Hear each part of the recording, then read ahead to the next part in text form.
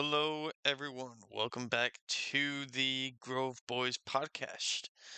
Um, we got three of the four guys here today. Connor, unfortunately, could not make it, but you can see that Oh you boy. can see that we still have, me, Logan.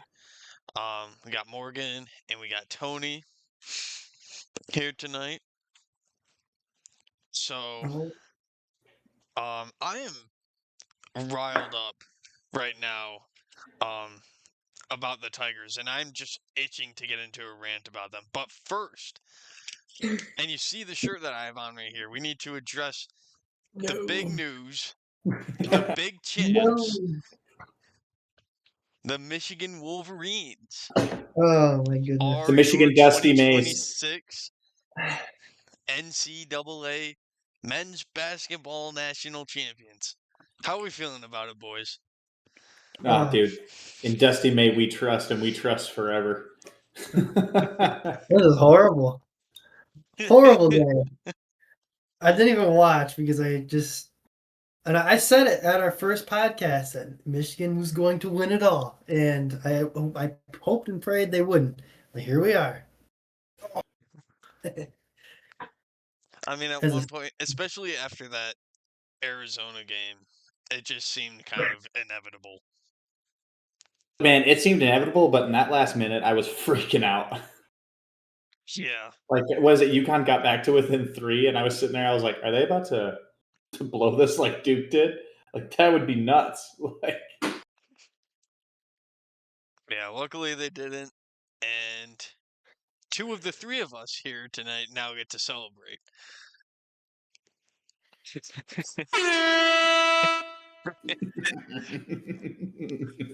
Well, it puts the Big Ten back into relevance in basketball, so that's a cool thing. They've been irrelevant for years. At not least irrelevant. It's well, like just not irrelevant. anyways, they like when it comes down to it, if you're looking at conferences, who dominates in basketball? And it's the ACC and the Big 12. And maybe you'll have an odd year where the SEC has a good team. And now here we go. We finally have a Big 10 team since 2000 to do it. It's just nice because it's been so many years of the Big Ten, like, sniffing it and being in the conversation, being right there and falling just short. So that's cool. It's really fun. But I think that has to go with NIL too, though. The Big Ten, they have the financial resources to actually bring in these players and do well. If it wasn't for NIL, the Big Ten would not be doing this well in either football or basketball. Now that it's all out there, all the payments are. It's not like they're doing it on their table anymore. So that helps. Yeah. And there's a conversation to be had about regulation as far as NIL, and I honestly think the transfer portal needs to be regulated more. Yep. I think if you still made guys sit a year, you'd see a lot less transfers. I did see someone complain online about the amount of transfers for Michigan, like particularly the fact that all of the starting 5 were transfers coming into this year. But like, one thing I want, like, when I saw that post, I'm like, you got to remember, like, all 5 of those guys from Michigan were like rejects and kind of unwanted from their teams that they were on before this year. Like, besides Yaxel, he was definitely wanted, but besides Yaxel, like he's like the only one. You know what I mean? Like, and let's face it, the best player in that tournament for Michigan, Elliot Cadeau, he was like thrown away by North Carolina. They didn't want him. So that's a testament to coaching too, though. I think that's a good part of the transfer portal and a good part of NIL. I think in time they're going to figure some of this NIL stuff out, but yeah, I think it's cool that actually that team was a lot of guys that just got rejected by like other teams and got thrown away, like, or were being disrespected. I do want to also say we have seen plenty of other teams in college basketball who have gone out and gotten a bunch of transfers in order to put together like a great team, and then their team ends up being mostly transfers, and in many cases starting 5s consisting of entirely transferred athletes. the difference with Michigan is that they went out and saw guys that were going to work together. And we saw that throughout this entire season, throughout this entire tournament run. The chemistry on this team is just unmatched to anything we have seen in college basketball before. You look at the post-game interviews, even. I mean, all the guys are just there standing with whoever's being interviewed, whether it's Dusty May, whether it's Yaxel. You'll always have guys like Morez Johnson was always standing there in the background, just acting goofy, just staring straight into the camera as if he's trying to like take their soul, essentially. But I think that it's just was like fun. it's just goofy moments like that really make me love this team, and I'm really gonna miss it, next year when they don't have Yaxel, when they don't have Morez, and who knows who else isn't gonna be there. Cadeau said he's coming back for sure. But I think a part of the reason why Cadeau's coming back is he's too small to play in the NBA. He's got to get what he can get in college and figure out where he's going to go from there. Like, he's not going to be an NBA player. He's too undersized. Right. But look, man, Michigan is still a threat. They're still a threat next year. They've got a lot of guys coming back, like key players coming back. Mm-hmm. It's a bad thing to see, but it's a credit to that team. Something I need to bring up about this, and I've seen a lot of people talking about it, and they're saying Michigan fans won't remember who was on the national championship team. And like they're belly aching. Or maybe they're complaining about it. I don't know, but it's like, how is that even possible? If they won a natty, you're gonna know who's on the roster. I think so. I heard Nick Wright talk about this. So this comes from Nick Wright, and I actually see where Nick Wright is coming from. And Nick Wright's argument was this Michigan team is one of the best to ever win the national championship, but they were not like so reliant on one particular player like a lot of teams that have won have been. Like, that team was a team. Like, it was like, people might remember Yaxel and maybe Elliot Cadeau, but beyond that, like, are you really going to remember many from that team? And it's not because like it's not a good team. It's because that team was what a team is supposed to be. There was no guy that was like always given the spotlight. Nobody wanted to be the star. Nobody wanted to be the main guy. They wanted to win. Like, that was the goal, was winning. It wasn't getting ready for the draft or anything like that. So I when I hear people talk about it, I kind of agree with that. Like, I'll remember them as a Michigan fan. I guarantee you, Tony, as a Michigan fan, you'll be able to remember that starting five though, because they won a natty. Like that, unless you're like an Alabama football fan, you're gonna remember who was on those teams. I as a Michigan fan will remember. Is what I'm saying. But people outside of the Michigan fandom, I feel like this is not as memorable of a team outside of the Michigan fandom.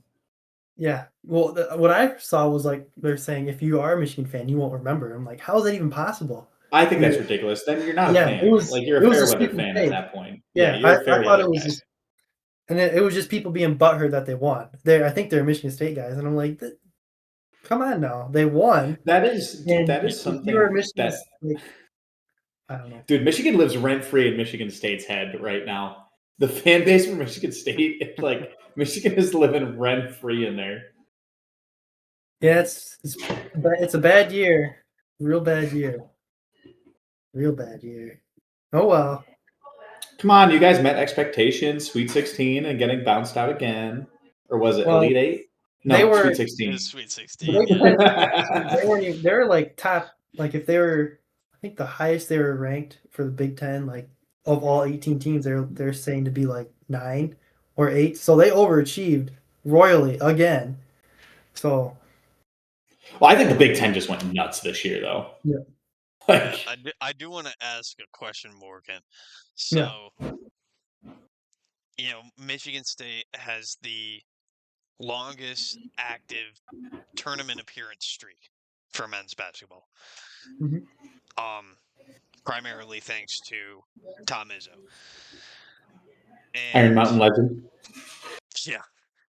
And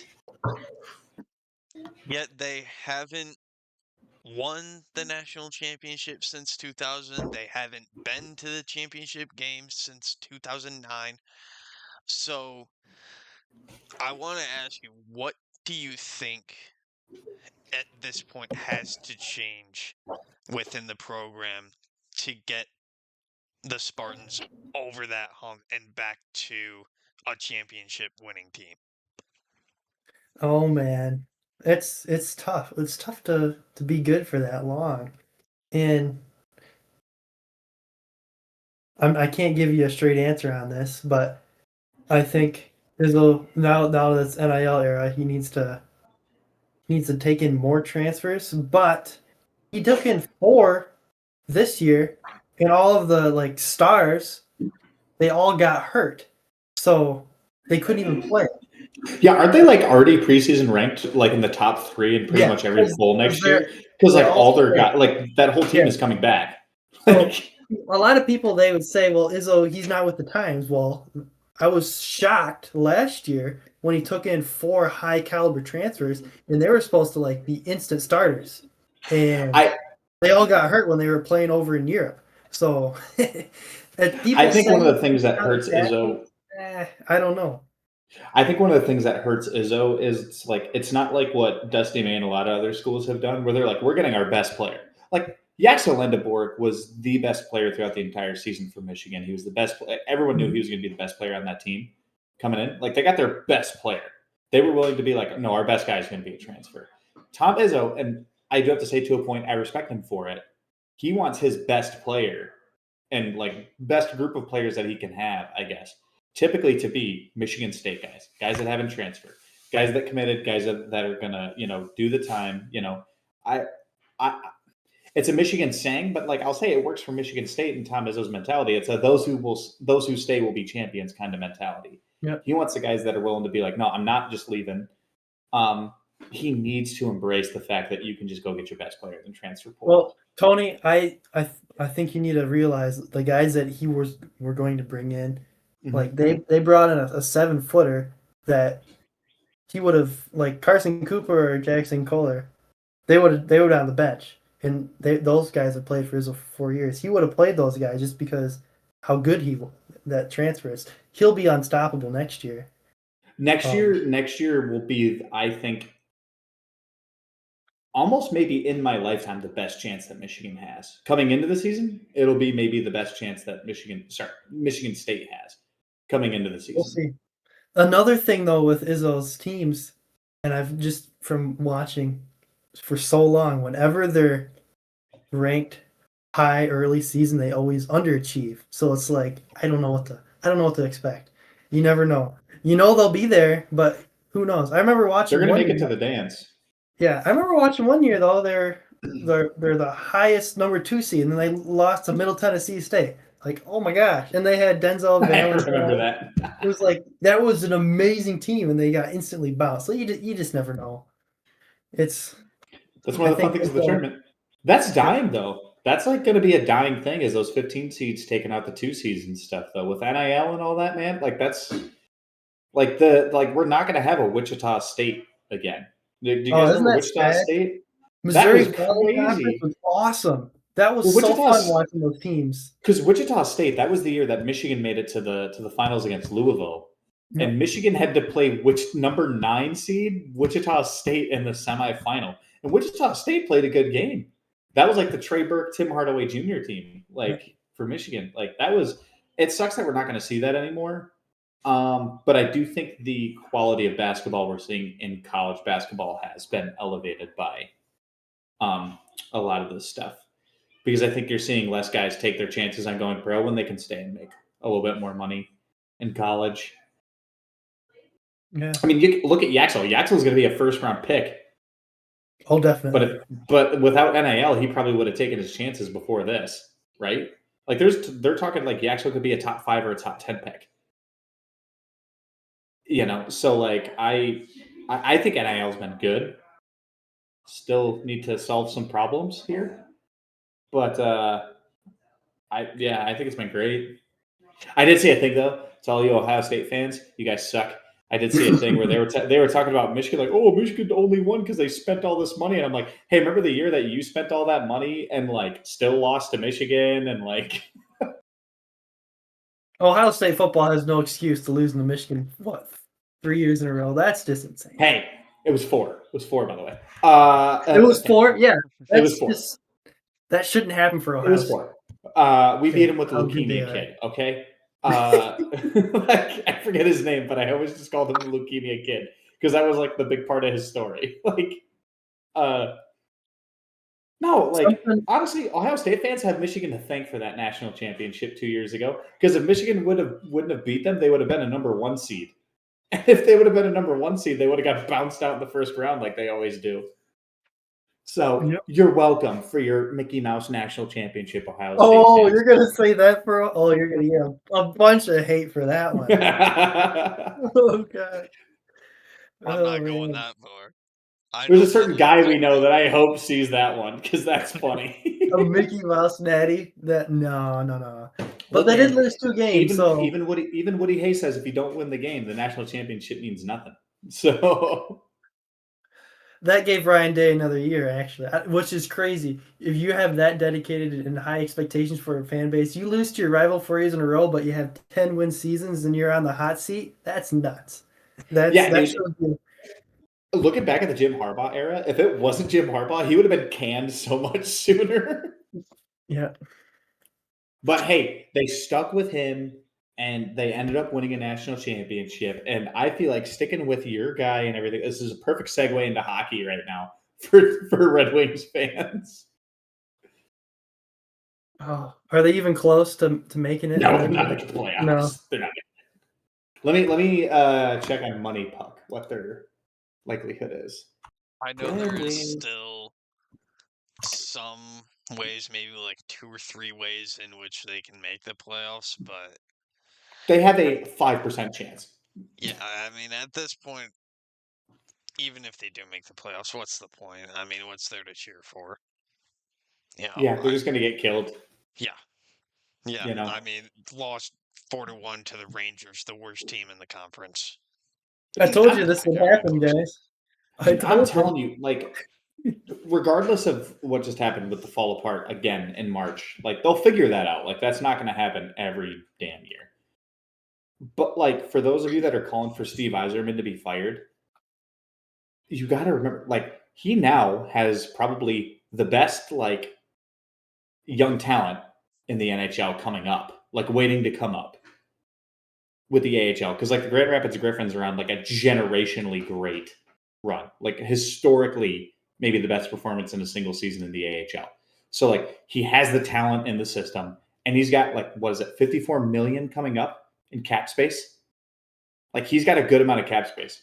So I give Steve Yzerman 1 more year to start doing something before I really go like, okay, it's got to, like, we really have to consider letting it go now. Right. Yeah. I say I've had a change of heart on this as well. I say give him just that 1 more year with the whole salary cap situation. Let him try to work his magic with more tools that he has at his disposal now. But I mean, I do want to point out the fact that he is on very thin ice. Just due mainly to the fact that the Red Wings currently have the longest playoff drought actively. Oh my goodness.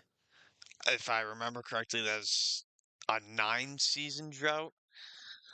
So it'll be like 10 years this year, something like that. Yeah, that bleeds a little bit into, like, goes a little bit back into before Yzerman, but still, he's the one who's been there for most of it. I see. My thing with Yzerman, I think Yzerman remembers the days when he played and how it was. The expectation wasn't that they would have to make a trade to make the playoffs like it's been every year the last couple of years. You know, I think he's setting this team up to be like what the teams that he was a part of, where the expectation is, you're making it to the conference finals and or winning competing for and winning a Stanley Cup. Like that's the standard. And I think he's like the culture has just been destroyed before he was there. You know, I think a lot of that franchise became too reliant on. It's like the Yankees. Like, let's face it. Like, I'm a Red Wings fan, guys, but I hate the Yankees. And what the Yankees are in baseball is what the Red Wings kind of became in hockey. Like, they just expected to be good enough and great enough every year, and it made people hate them. But maybe not in hockey, because fans in hockey actually have class. But like, you know, like it was expected that the Red Wings would be great every year, and that bled into the team. And I feel like eventually, like you got the wrong people in there that got lazy and just expected like we're the Red Wings, we're going to be great, and it just led to what we have now. And they leveraged too much of their future trying to maintain greatness. And Steve Yzerman has had to rebuild that from the ground up. Yeah. So would the Red Wings think of maybe getting a new coach? Has he been doing it, McClellan? Is that an option? Because they've had it since 04. I can tell you right now, McClellan is not the guy that's going to win the Red Wings a championship. He's not going to win them the Stanley Cup, but they got to keep him in the system though. He's defensively a genius. Like I could see him being the guy that gets them into the playoffs and maybe makes a somewhat deep playoff run, you know, in the perfect storm of things. But eventually they're going to have to let him go. He's too defensive minded. If you look at the Red Wings this year, like they're actually like a pretty solid defensive team, especially at the goalie position. As weak as they are with defensive players, the defensive systems that they've had set up have saved them a lot of the time. Problem is, like they're the worst 5-on-5 offense in like the league. Like they cannot score unless it's on a power play or for some reason on like a penalty kill. Like that's the issue for the Red Wings is like they just cannot score in a 5v5. They don't know what they're doing on offense. It's kind of the opposite of like 3 or 4 years ago where they had no defense, but they were one of the highest scoring teams in the league. So Tony, I know you guys and Logan, you guys have been watching the Red Wings a lot more than me. Would McClellan be like a Kurt Ferentz for defensive mindedness, like how Iowa is all the time? They're always almost there, but since they don't score enough, they're not relevant. Is that would that be a good analogy for that? Honestly, that's not a bad like kind of comparison. Is he the Kirk Ferentz of NHL, McClellan? Mm-hmm. Yeah, okay. I mean, I don't want to say that the Red Wings are irrelevant just because they do have such a big history, but like, yeah, they're still the Wings, but yeah, well, 20 years, right? So 25. It was 25-year playoff streak, which nobody's probably ever going to break that record. Yeah, I don't know. Yeah, just the amount of times that I've watched the Red Wings go on offense this season and then get it down low, put it toward the middle, right in front of the net, and whoever's right in front of the net just for whatever reason loses track of the puck. Oh my goodness, if I had $1 for every time I'd seen that happen this season. Do you notice defensive players were scoring just as good as defensemen were scoring just as good as forwards on the Red Wings this year? Which that should never happen. That should never happen. Like, right. Granted, when you have Mo Seider, like your defensemen are going to score higher than average anyway. But like, still, like, it's embarrassing. Yeah. Well, let's talk about other disappointing Detroit sports teams. How about those Tigers? Oh, no. They're going to be fine. They're going to be fine. I don't know, Tony. They're the worst team in baseball right now. They are not the worst team in baseball right now. I can tell you. In the division. The record. No, they're the worst team. They have the worst record. No, there is a worse team in their division than that. No, not anymore. No, in terms of record, sure. But like the Tigers have Oh yeah, they're better than they the play White better Sox. teams. Yeah, they're better than the White Sox, dude. You gotta remember when, like, I don't care if the Pope's on your side. Like, you're still the fucking White Sox. Like, no, I have the Tigers in my rankings for this week at 24. They're 24th in the league. Yeah, It's not good. That's fair because It's not good. They got swept in a 4-game series against the Twins, who, mind you, heading into this series against the Tigers, were 3-6.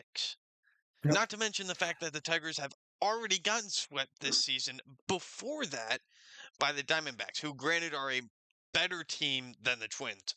But still, to be swept twice already this season, with how short the season has been so far. I mean, we're only 13 games in. And have one of those sweeps be 4 games? Give me a break, man. That's against the Twins. It's not like you just went and got swept in a 4-game series against like the Dodgers or something, like, or the Yankees, like, or even the Guardians. Like, if you get swept by the Guardians, it's like the Guardians are a super respectable team every year. You know, like, they've still got J-Ram and Quan and those guys, and like, that's a good team every year. But like, yeah, to get, like, the Twins have Byron Buxton and like Outman, and that's it that I know. And the only reason I know Outman is because he was a Dodgers prospect. Like, that's it. Like, that's all they have. The Twins have Wallner, who is, as of right now, the guy with the most strikeouts so far this season. And they somehow made him look good. I will...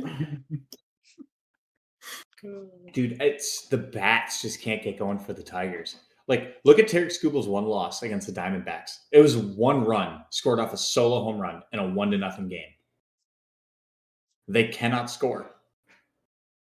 Right. Like, they have no bats besides like Kevin McGonigal right now. Yeah. Granted, historically the Tigers have always performed terribly in the cold, and it's been like freezing right now. So let the weather warm up. Like, even going back to like when we were kids, it's always been a thing. The Tigers aren't going to play, no matter who's the manager, who's on the team, they're not going to play good in the cold. You know, and they, like, it was like 30 degrees for 2 or 3 of those games against Minnesota. Yeah. You know, like, and let alone Mize got sold out in that one game. I was watching that one. Casey Mize, he got sold out. Like, 2 or 3 of those runs against him got scored because the guy got on base off an error. Like, give me a break. Mm-hmm. You know, it's, I don't know. They're a little bit of a mess right now. The Tigers made Mick Abel look good, and he's horrible. Yeah. Like, my God. Embarrassing. I know. Granted, it's still early season, so like, let me do this. You know, I was just looking at stats prior to the podcast tonight, and I know stats aren't everything, but if you were to just look at stats, like offensive stats, you want to know who's actually the best performing Tiger right now for batting? Who? Dylan Dingler. Now, He's why been the doing hell well. should Dylan Dingler be your top offensive guy on a team that has Kerry Carpenter, Riley Green, Spencer Torkelson, Javi Baez? I mean, what are we doing? And our second best guy, offensively speaking, no disrespect to him, but he's a rookie. McGonigal? Yo, but he looks legit, though. He looks so legit. Dude, like, the thing with the Tigers right now, man, is one of the things I've seen is almost every inning, they've got a base runner. Like, they're getting base runners. They're getting guys on base. They just don't have, like, they're not chaining hits right now like other teams are. Mm-hmm. They're going to put it all together. Like, they're going to make the playoffs. They're going to be fine. That's still a team I don't want, you know, my Dodgers to face in the World Series. You know, like, they're going to be fine in the long run. Well, Tony, they need to dig themselves out of a hole fast because this is bad. Guys, we're not even through 10% of the season. Like, I know, but still. We're not even through the first 10% of the season. Like, Like It's they're still gonna not be good. fine. Like I can't handle it, man. like they'll be fine. They'll be fine. Yeah, I'm sure they need to just not get swept anymore for a while. My goodness, Who do they have next? Let's see. the Marlins. They have the That's not Marlins fun next. right now because the Marlins have actually been playing Yeah, really I good. know. Yeah. See, they're in trouble, dude. I'm worried already. So they got the Marlins in Detroit though. Those games might get delayed because we have like heavy rain for like the next 2 weeks. Then they got Kansas City. That's a big series. Then they're in Boston for 4 games. Yep. Boston looks like absolute dog shit at the beginning of the season right now. And then they have the Brewers, dude. They have such a tough go right now. They have the Brewers in Detroit at least. Yeah. In Detroit, so they can steal a game there. Or 2. But then they have the Reds Yep. in Cincinnati. Oh my God. Hold up. Oh, that sucks. Brewers, Reds, Braves, Rangers. Mm-hmm. That is a rough 4 series in a row. Holy crap. So That's terrible. We better get it figured out before then. That's Tony. That's why I'm already concerned. Okay. But you also have to remember they played the Padres. The Padres are a great team. They played the Diamondbacks. I think the Diamondbacks are a great team. Like, you know what I mean? Like they've like got like a really, really like all the tough stuff is like up front this year. Yep. So they should still be fine. I mean, We'll see. only having what is it? 4 wins? 3 wins? 3. 4. Oh, 4. They're at 4. They're at 4. 4 and 8. Yeah, 4 and 8. It's 4. okay. They're 4 and 9, dude. 4 and 9? Yeah, 4 and 9 now. Yep. Yeah. Tied for the worst record in baseball. With a lot of other teams, though. Like if you ask me, like, do or die, put the oh, he disappeared. We lost Morgan. Morgan, where'd you go?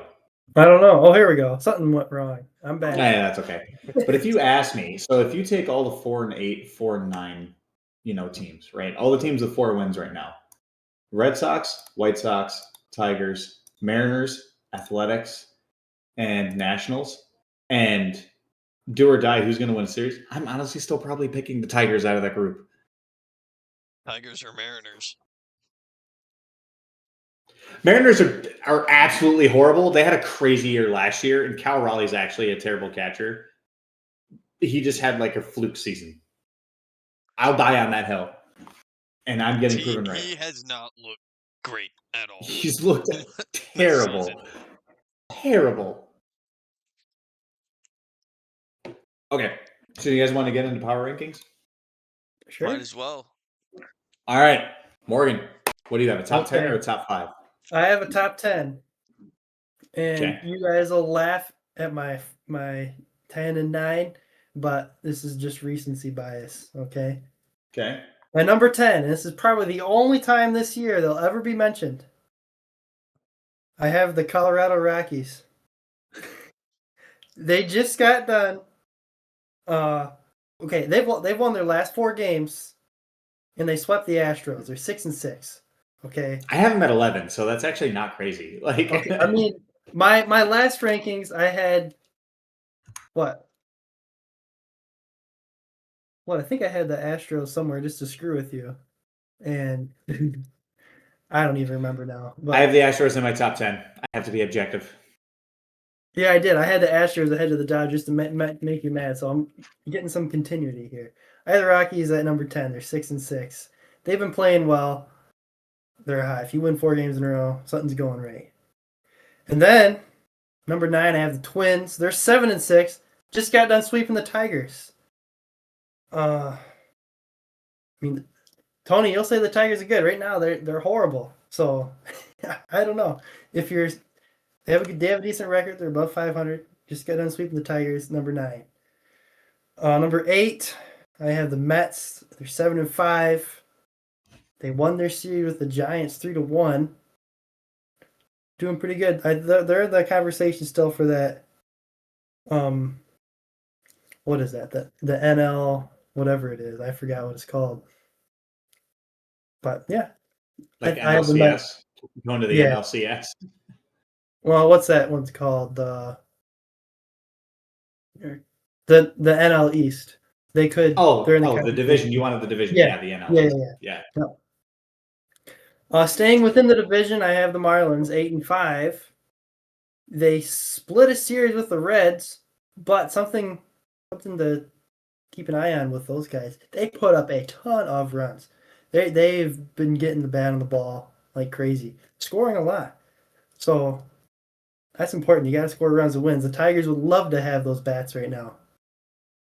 At 6, I have the Reds. And again, we just talked about with the Marlins, they split that series. Before that, they swept the Rangers, who are at the top of their division right now. The Reds, they've won 5 of the last 7 games. They're hot. You don't want to see those guys right now. I have the Reds at number 6. All right, my top 5. This is what you're keeping track of, Tony, is the top 5. Mm-hmm. Okay. Number 5, I have the Guardians.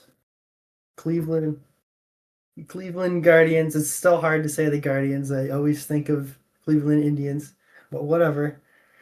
They just got done sweeping the Royals, and their pitching this year, it has been great. The most runs they've given up in a game is 5, and that was the second game of the season. I think their pitching will keep them in any game they play. And the reason why they're 8-5 and the Tigers are 4-9 is because their bats are actually doing something too. So Guardians are my 5 spot. Number 4, I have the Braves. They're 8-5 as well.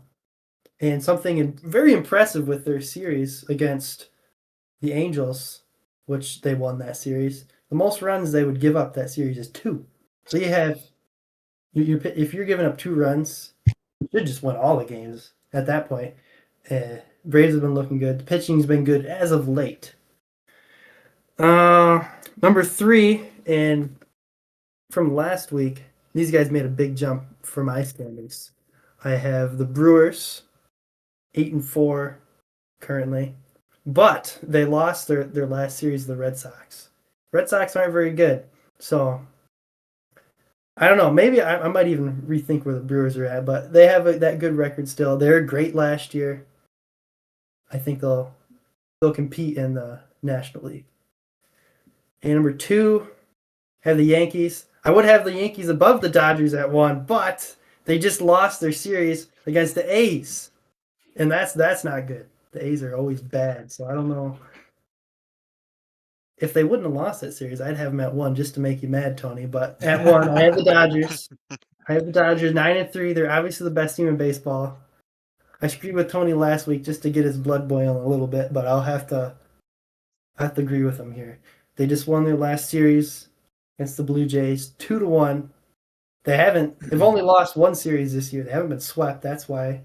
That's how you go 9-3. You don't ever get swept like the Tigers do. My goodness. That's what I have. Dodgers are reigning supreme right now. What you got, Logan? So I have my note card here, and I'm going to bring this down. Number 5, I got the Brewers. By the way, this is going to be the same 5 teams that I had last week, but in a bit of a different order. I have the Brewers. We actually all have the same top 5, just in different orders, by the way. Really? Yeah. Yeah. Man, I know they lost a series just recently against the Red Sox, which, is very concerning considering how the Red Sox season has been going. But that was the first series they lost this entire season so far. And it's not like they got swept. Nope. So look, man, the Red Sox are the Roman Empire. Like, that's the Roman Empire with Roman Anthony there, man. Like, that team's going to get it together.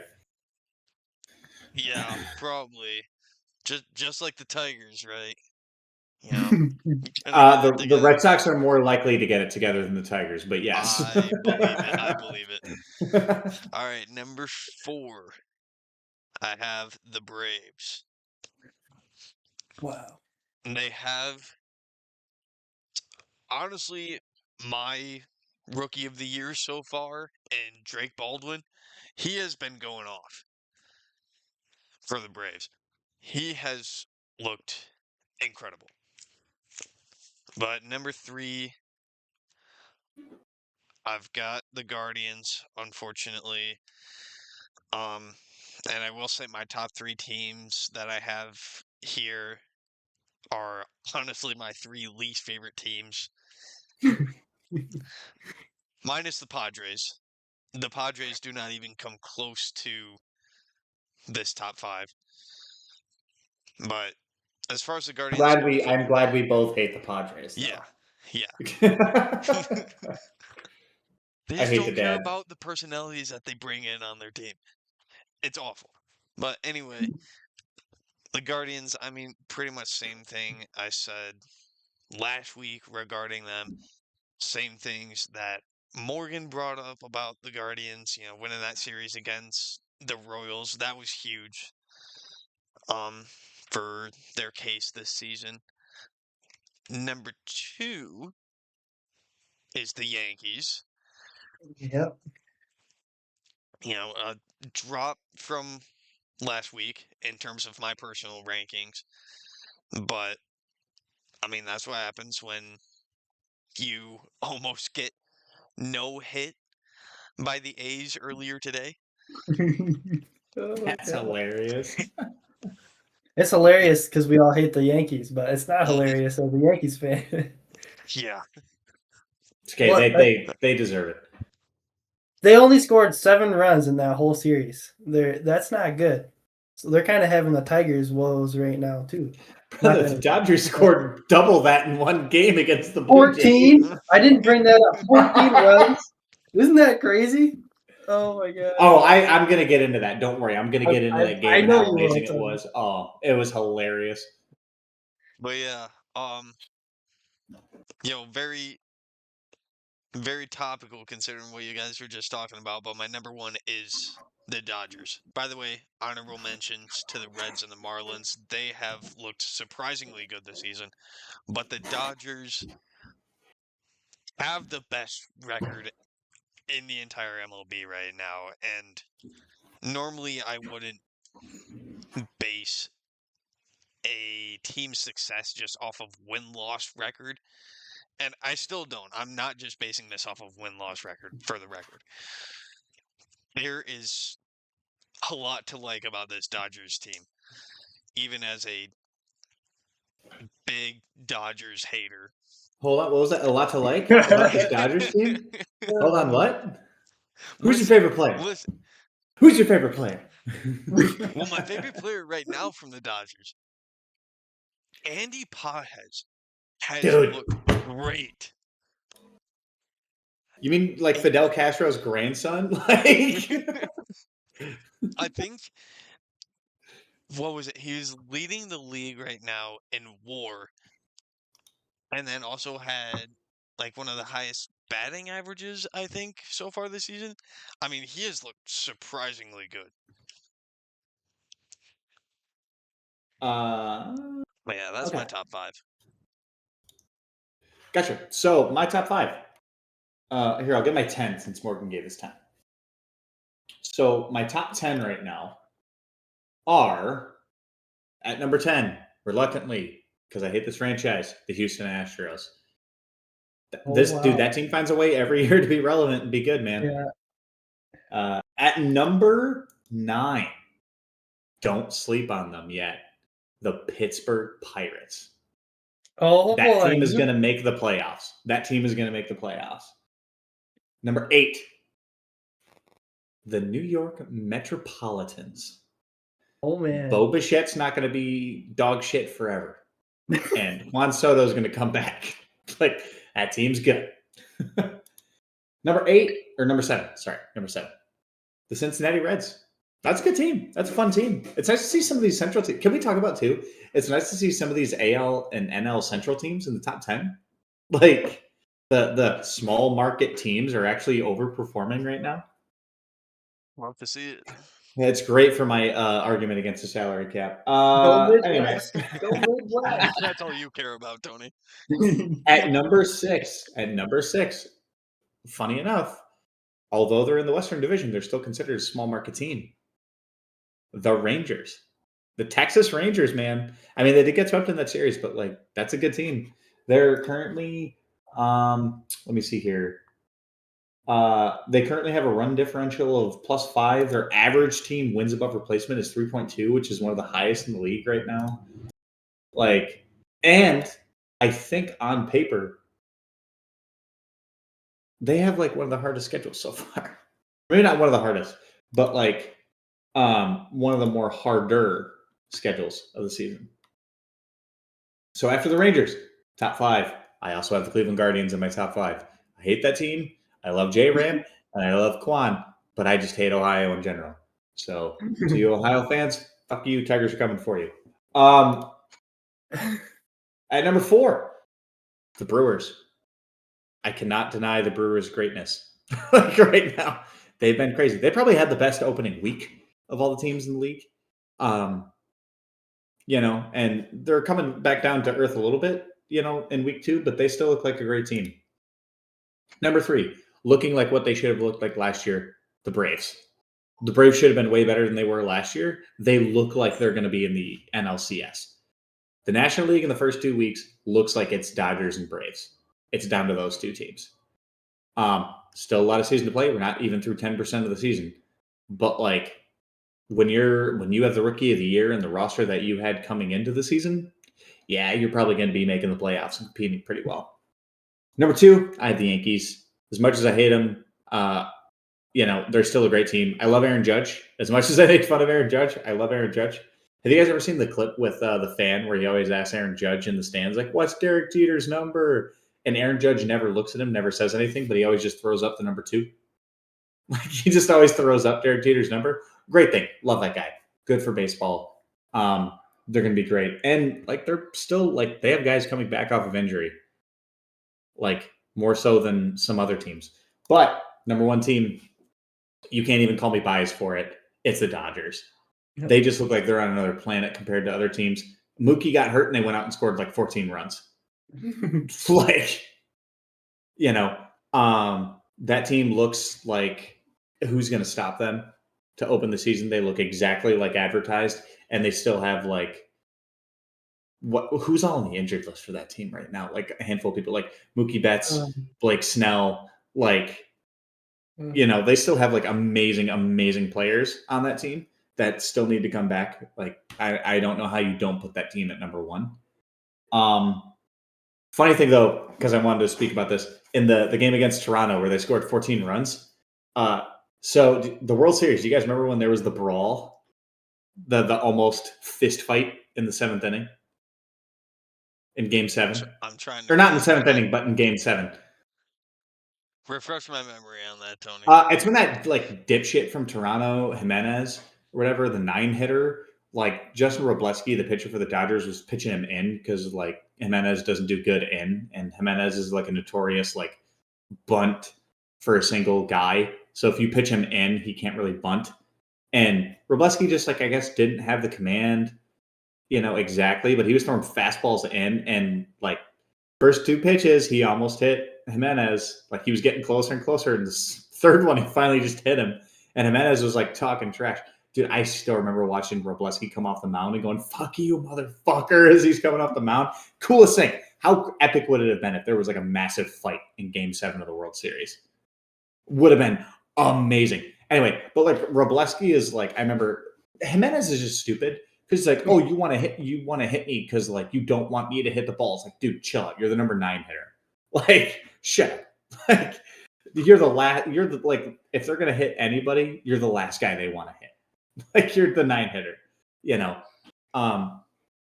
So the Dodgers, when they played Toronto, they opened up the game with Justin Robleski pitching, and they ended the game when they were up by a ton with Miguel Rojas a position player going out there and just throwing eephus pitches to finish the game. And for those of you that don't know, Miguel Rojas is the guy that scored the tying home run in the 9th inning that led to the Dodgers ended up winning the game eventually with a Will Smith home run. but like Miguel Rojas was the true hero of the World Series for the Dodgers in that Game 7. So that was hilarious. Although I do have to say, condolences to Miguel Rojas. His dad passed away this week. He actually had to miss a game. He got scratched right before the game because his father passed away. So condolences to Miguel Rojas. I hope he's doing okay. Sorry, I know I just went on a long tangent. I just wanted to That's all right. It's good. Now to celebrate you guys both having Dodgers #1 on your power rankings.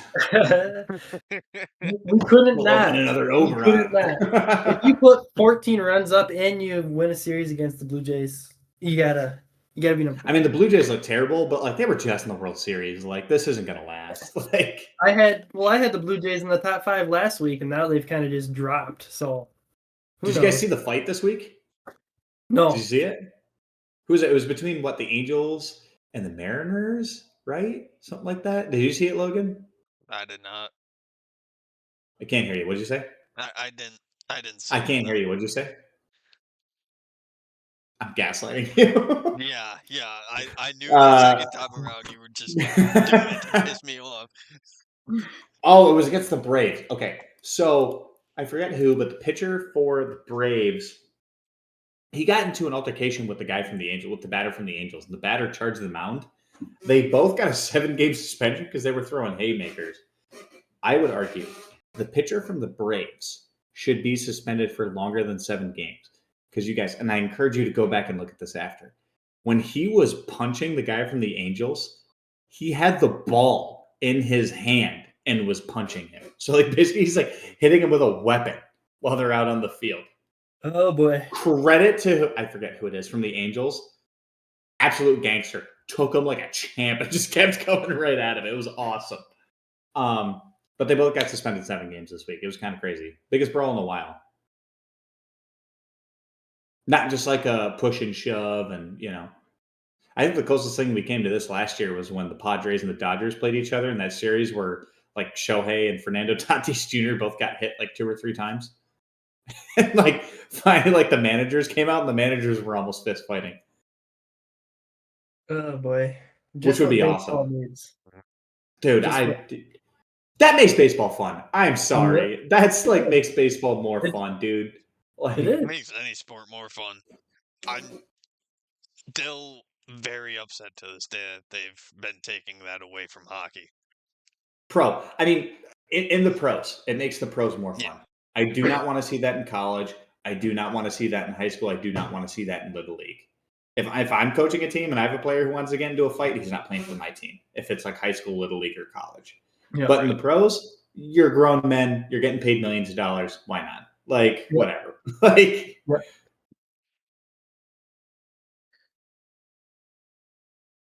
I do want to talk briefly about the Pistons. Cade's back. They got Cade back. Detroit basketball. And 1 seed. 1 seed. Sure. Oh my goodness. First time since 2007, right? Isn't that crazy? 2006, 2007, yeah. I think that was the year. Wow. But yeah, I am very excited. I was not expecting Cade to be back this early. No.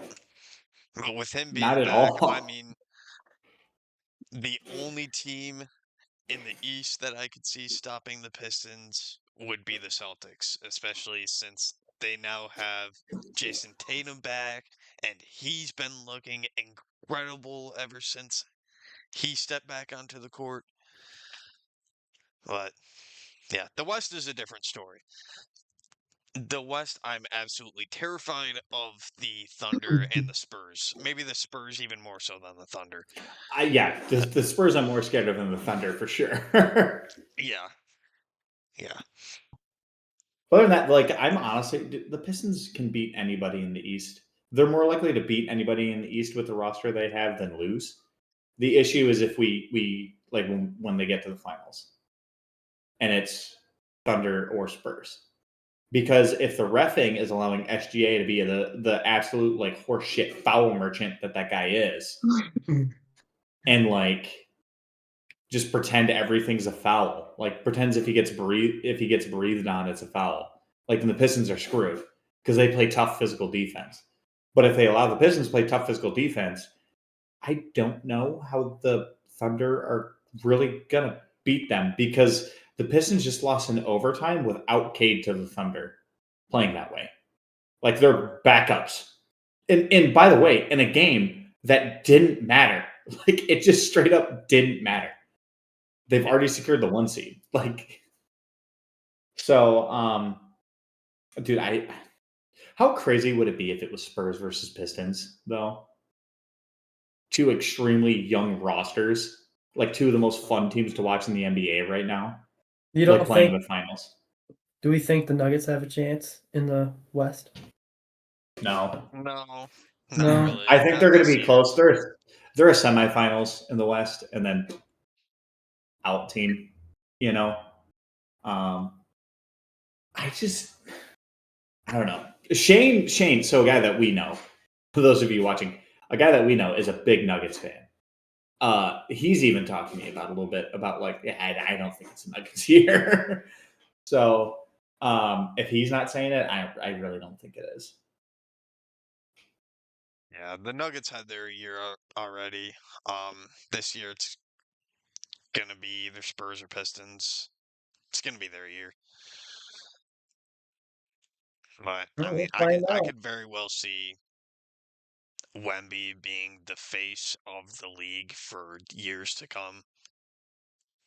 It would be fun if the Pistons and the Spurs were good, like we're both the top teams in their conference for a couple of years, because then it'd be like Cade and Wemby. It'd be fun. It'd be two very different players, you know, being the face of the league. I think that would actually be like super healthy for the NBA.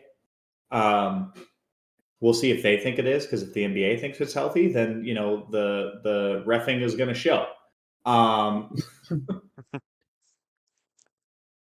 Yeah, I just absolutely do not want the Thunder to win another championship. And it's not even so much the flopping that's bothered me this year. It's been other fouls like push offs. Most of those have gone uncalled, especially for the Thunder. Lou Dort being as dirty of a player as he's been, you know, he's been looking like the second coming of Draymond with how dirty he's been playing. Is he the one that like Jokic looked like a psychopath when he grabbed him by the jersey, and like I actually thought Jokic was going to kill that dude? Like, I think so. is that the one Yeah, where he like I hit check remember. Jokic? I remember Jokic and Dort getting into it. Yeah. I'd be like, dude, I'd lock my door. A Serbian death squad might be at your door tomorrow. Like, oh my god, dude, Jokic looked like a serial killer in that moment. Like, Yeah. And Jokic doesn't even care about basketball that much. no, he's just like, yeah, I'm really good at it. It's a way to make money. Winning championships is fun. I can't wait to go back home to my horses. He didn't even go to the celebration parade, right? He just went home. He wasn't even there, right? A couple years ago when they won. No, I think he was, yeah, but like he was very reluctant about it. Oh yeah, that was the controversy. He didn't want to go. Yeah, he was like, I'd just rather go home. Man, there's a parade still. Yeah. I just want to go home. But yeah, I love that guy. Mr. Drafted during a Taco Bell commercial himself. I always forget that. I still am amazed at how does Cade come back this early from a collapsed lung? I don't understand. It doesn't make Dude's sense. a dog. And like honestly, had a double last night. Yeah, I know. Like he's good. Like, look, man, that guy is. I think the people that have been disrespecting him forever need to shut the hell up and realize that he was the guy that was deserving of that number 1 pick that year. And the Pistons drafted the right guy. Because his mentality matches like the historical culture of that franchise. Like, like just what he showed with coming back from a collapsed lung, like he don't give a fuck. Like he does not care. Like he just wants to win. And he's going to do what he has to win. Because if you look at him when he came in as like a rookie versus now, Dude, he defensively is incredible compared to the kid he was coming into the league. You know, like he still overturns the ball every now and then, but like he makes up for it by like getting like 2 or 3 steals a game at times. So um, that guy's fun to watch. It's amazing. I'm super excited for playoff basketball in the NBA, and I haven't been able to say that in a very, very, very long time. So I might actually watch the Pistons play. Oh my gosh. I haven't been able to do it in such a long time. Maybe it's time. I don't know. I just remember back when they had Andre Drummond still, and it just looked like they were just jogging up the floor, throwing up crap, and they were just horrible. And I was like, this is the NBA? I can't do this. well, they traded Andre Drummond, and he became a bench player on every team since. Yeah. Like, Yep. kind of like Jaden Ivey, but we don't have to talk about Jaden Ivey this week. He's got bigger things to worry about. But yeah, I mean, going back to like the Blake Griffin Pistons, back when they had, Blake, Derrick Rose, a bunch of other now irrelevant players. That Pistons team was just miserable to watch. There was no fun being had. There was no chemistry on the team. It was just awful. So to see the team that they have all of a sudden become, it has been very exciting. And we were talking about earlier with how defensive minded Cade has become and how we see that in his play.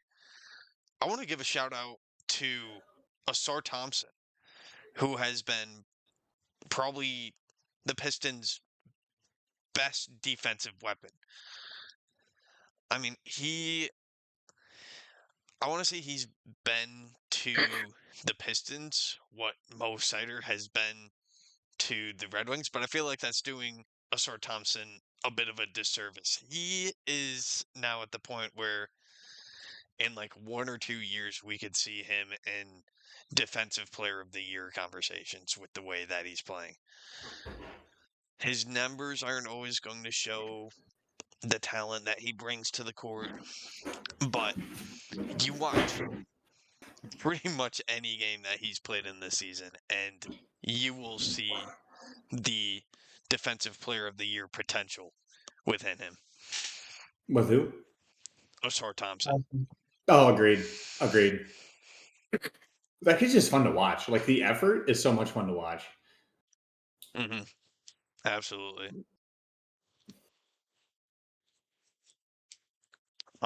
There was the one thing that Connor was actually hoping to talk about tonight. Kind of sticking with Detroit sports. We have the draft coming up.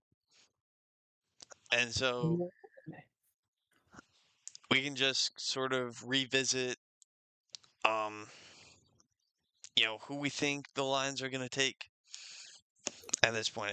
It's been, I don't know, at least a month since we had that conversation. But I mean, I don't know. What do you guys think?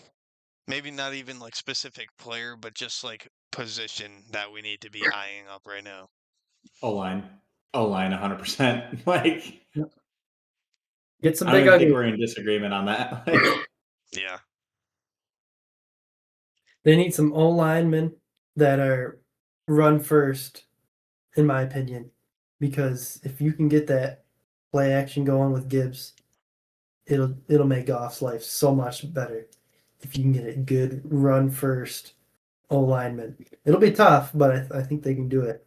Well, it's the difference between Goff looking average and Goff looking like a top 3 QB in the league. Yeah. I still very much have my heart set on Caden Proctor for this draft. I actually went back, rewatched his highlights earlier today from Alabama, and that guy he's a wall. He's a wall man, and I love it. You'll have defensive players charging at him, and he just stands there, blocks them, barely budges. Some guys will try to hit like spin moves on him, sidesteps. He's covering it the entire time. So if he can fall to us, that would be perfect. But yeah, definitely, at the very least, I want to see the Lions take an O-lineman. You guys still think there's a chance that the Lions could end up with Max Crosby? Nope. That ship has sailed. The ship has sailed. He'll be with the Raiders, and the Raiders will be sneaky this year. They screwed themselves, though. They screwed themselves. Well, hey, they got Kirk Cousins. Come on now. Kirk O'Chains, Michigan State legend. Raiders, they'll be in the playoffs now. Come on now. What are you talking about? I don't know. Will they be in the playoffs? No. You got to win a wild card to make the playoffs. And that's tough. They got to win a wild card to make the playoffs, and that's really tough because their division alone has 1 to 2 wild card teams anyway, with the Chiefs, the Chargers, and the Broncos. So, you never know. It'll be interesting. I don't want to say, I'm just going to go off on this tangent because I want to know if Logan ever reviews these and watches these before he posts them. But hey, guys, Dodgers are the greatest team of all time, best ever. I'm really, really excited for the draft though because because I'm just excited to see what the Lions can do. With getting an offensive lineman. And Brad Holmes, I trust, right, Logan? Yeah. And Holmes we trust. And in Dan we must. Motor City Dan Campbell.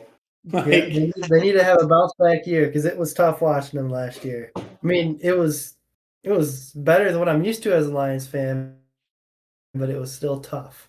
It was just heartbreaking because they weren't out of it till almost the end. So it's you were still glued to it the whole year. Yeah. It was the opposite. They'll be back. With the schedule they have this coming season, they'll be back. Will they be a 12-win team?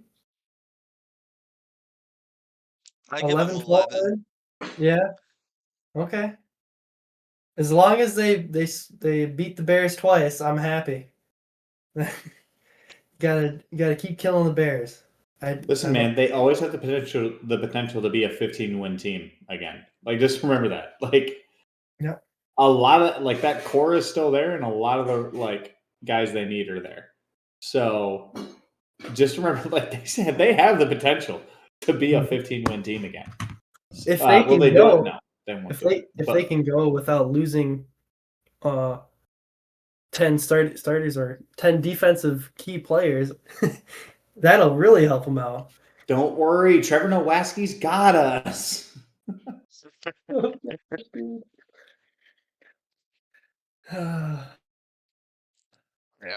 know. We can't hang our head on that guy for much. Maybe for a player too. Yeah. Some special teams and that's his role. He's a special teams demon. Yeah. Yes. He actually is amazing to watch on special teams. He's always in on the play.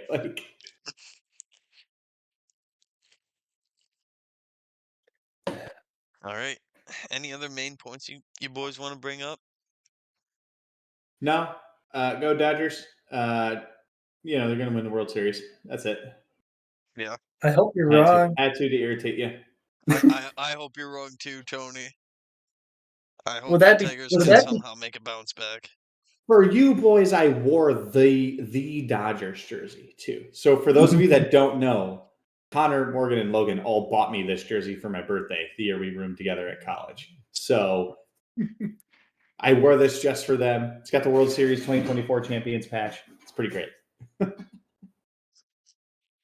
Oh, actually, how about with baseball? Kind of, thinking if he can Shohei win the Cy Young, do you think?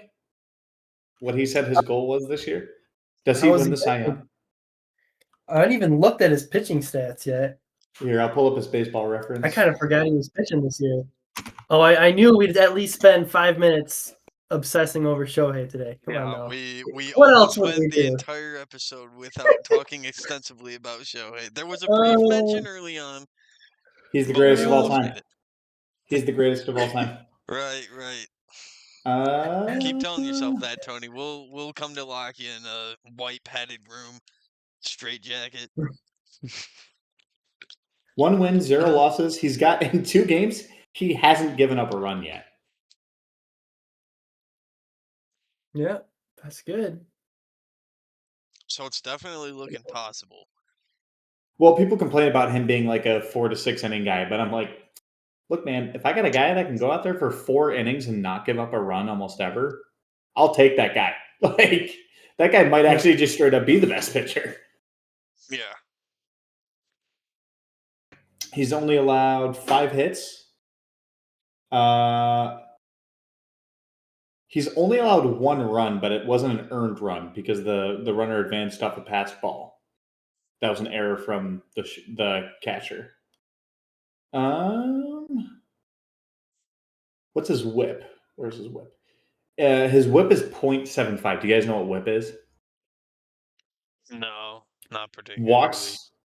Walks plus hits per inning pitched. So he's allowing less than 1 walk and hit combined per inning pitched.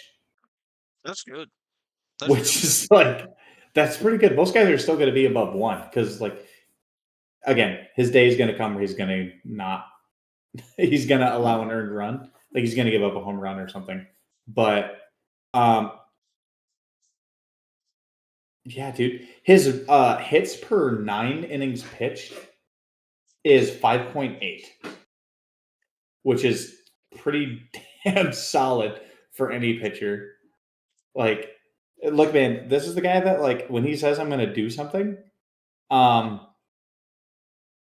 you kind of, like, should pay attention to it, because anytime he's ever come into a year and said, I'm going to do this thing, like, he's done it. Actually, I was looking at the wrong part. His hits per 9 inning pitched are 3.8 right now. So he's allowing less than 4 hits per 9 innings. Nice.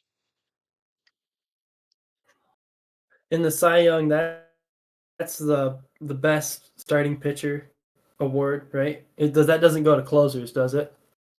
It's any pitcher. It can be a reliever. It can be It'll never go to a closer. I remember. Gosh, it wasn't last year, I don't think, but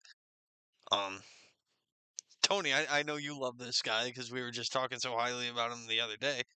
Emmanuel Clase being in Cy Young conversations not too long ago.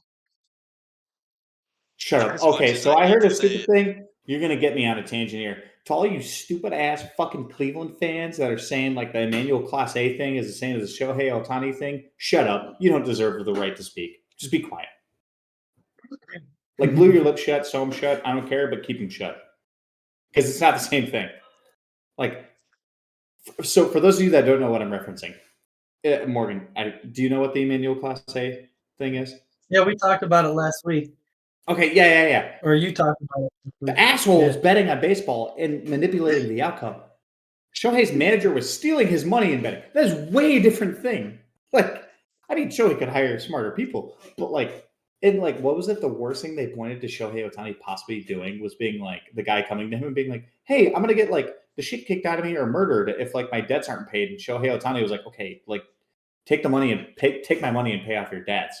Like, that's a way different situation than Emmanuel Clase. Like, but yeah, no, Emmanuel Clase was in those conversations before. It sucks to see an incredible talent like that go off of such stupid decisions, but what do you do? Yeah. I'm just happy that it happened to Cleveland. I love when bad stuff happens to Cleveland. Hey, what's your guys' least favorite Ohio city? Cleveland or Cincinnati? Cleveland. Oh, man. Because Cincinnati, I mean, it's almost out of Ohio. Geographically speaking. Yeah, I've been to Cincinnati. Dog shit city still. I've seen it. It's like every other Ohio city. It's a drive-through. I don't know if I have a least favorite city in Ohio. I don't know.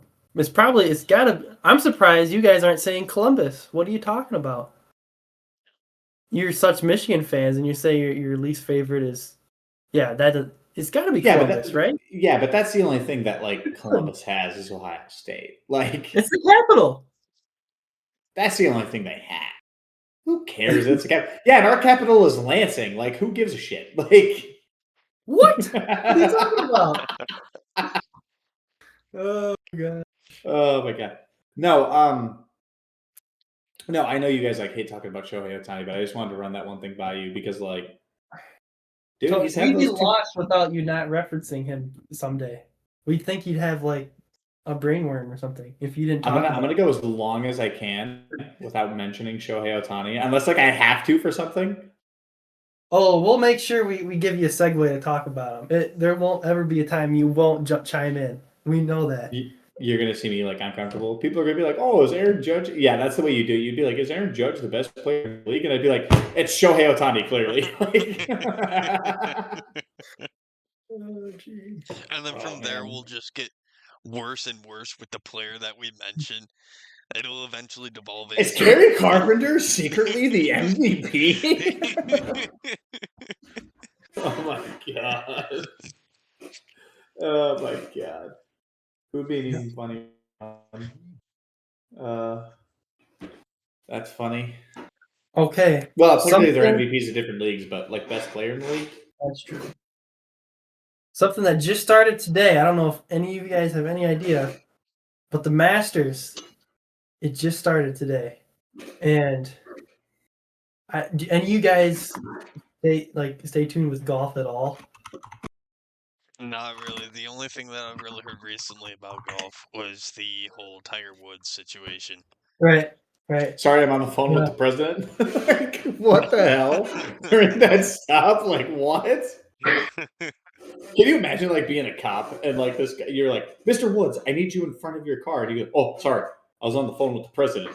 Yeah, the president of who? Of the United States. Oh, like that would be my like. Okay, like. Oh man. See, the Masters, it'll be over, by the weekend, but that's happening. You never know what'll happen there. It's such. Do you guys ever watch it? Because I think that's good TV. It's relaxing TV to watch the Masters. You get the best of the best there. Golf is secretly still entertaining to watch. Like, oh yeah. I remember watching it a little bit last year, back when Rory finally won the Masters. Mm-hmm. You know what we'll have to do? We'll have to do a video with the podcast where we all go to meet at a golf course and go golf 9 holes. Oh and no! See how we do against each other. Oh no! Oh man, I'd love to do that. That'd be nice. That would actually be like the funniest thing ever. I have not picked up a golf club in such a long time. Brother, I haven't owned golf clubs in years, so I'd have to buy some, but I'd do it.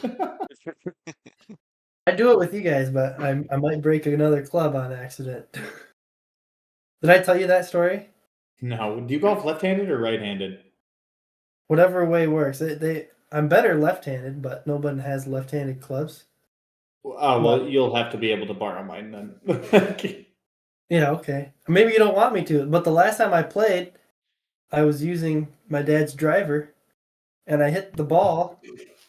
It sounded like my brother and my cousin Ethan were there, and I hit the ball, and off goes flying the head of the driver, and that driver head went farther than the ball did, and they all watched me swing. It's not like I hit the dirt first or anything. It just completely broke.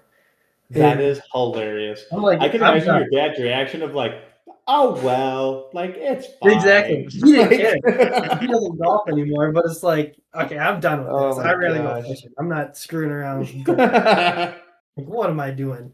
See, here's the thing. Like, if we're gonna go golfing for Connor, we need to go fishing for Morgan. We're gonna go to baseball game for me. What are we doing for you, Logan? What are we doing?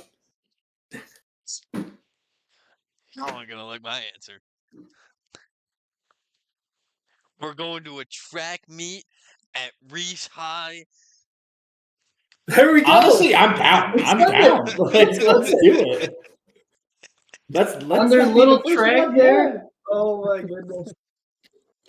That's such a tiny track. I can't believe it's so small there for a it's awful. Raider thumb school. It doesn't make any sense. Do they Yeah, I even remember have back when I was in high school, Kingston had the best track. So, like the school that Morgan and I are from had the best track in the thumb, and like now we're not even close. Like it's too worn. Mm-hmm. Well, it got redone. It's redone. Oh, when did it get redone?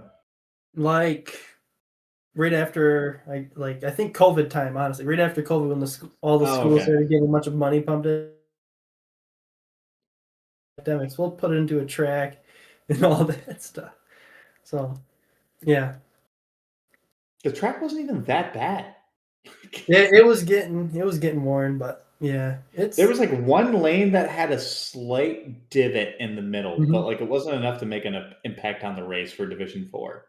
Division 1, I wouldn't want that, but like Division 4, like whatever. And we never hosted regionals anyway, so. Yep. Yeah. My school's track, on the other hand, still in the thumb, but Reese's track had had 6 lanes, so it still does to this day. So it's probably the worst in the thumb among high school tracks that are regularly used for meets. I hated it all throughout high school.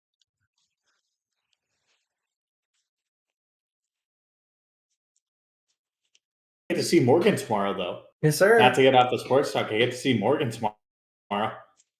Get to sub at good old Kingston High School. It'll be a pleasure.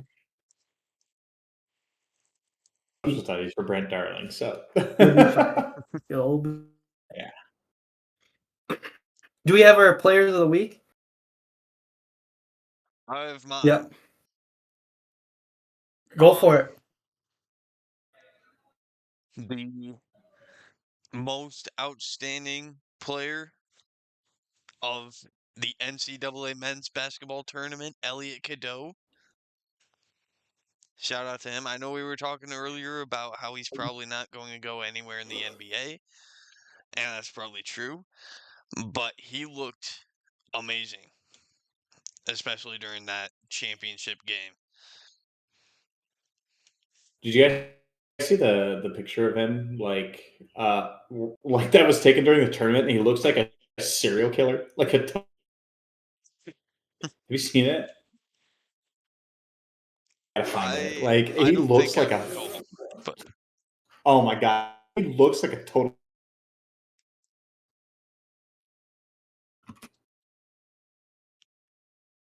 Morgan, why don't you give your player of the week?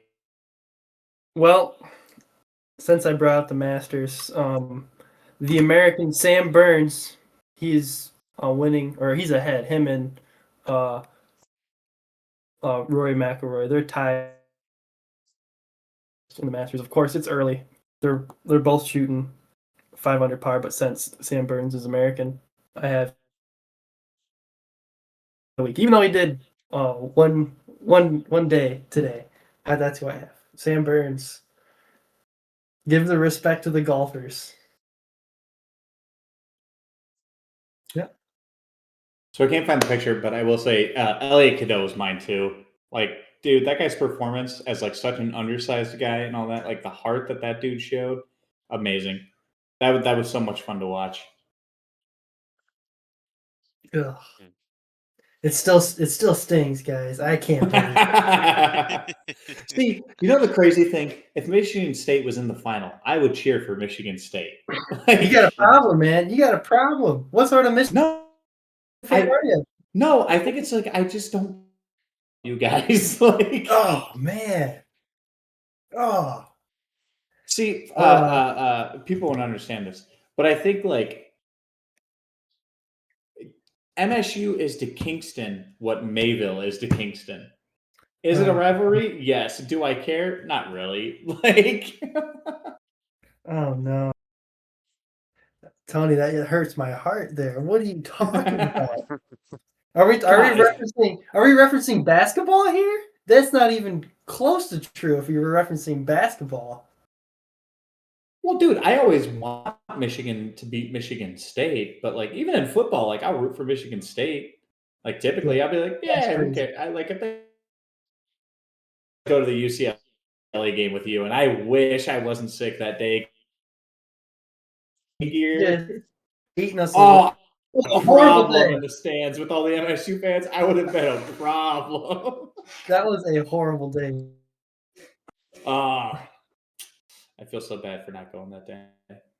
Well, you were. I'm kind of glad you weren't there because that was just sickening. It was sickening. So, for people that don't know, I was supposed to go to an MSU versus UCLA football game at Spartan Stadium with me. And I was going to wear all UCLA gear to the game, support UCLA. And then I figured, like, yeah, UCLA is horrible anyway, so we'll go. And turns out they smoked. Horrible.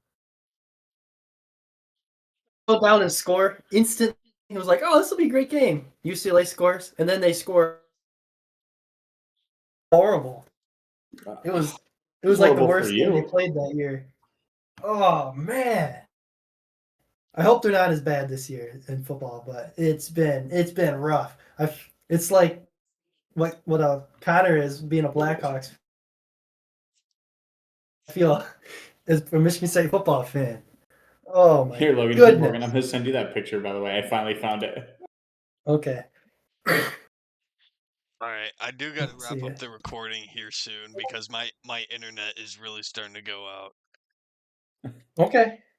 But yeah, did you see? Like that's the picture where like he looks like a psycho. Like it still hasn't sent to me. We'll see. Oh darn! I sent it to you. Yeah. Either way, we can wrap it up here, guys. Yeah, that's fine. Well, thank you all as always for tuning in. And on behalf of Connor, even though he can't be here with us tonight, we wish you all have a great night, a great day, great rest of the week, and we will see you hopefully about a week from now. See you guys. Adios.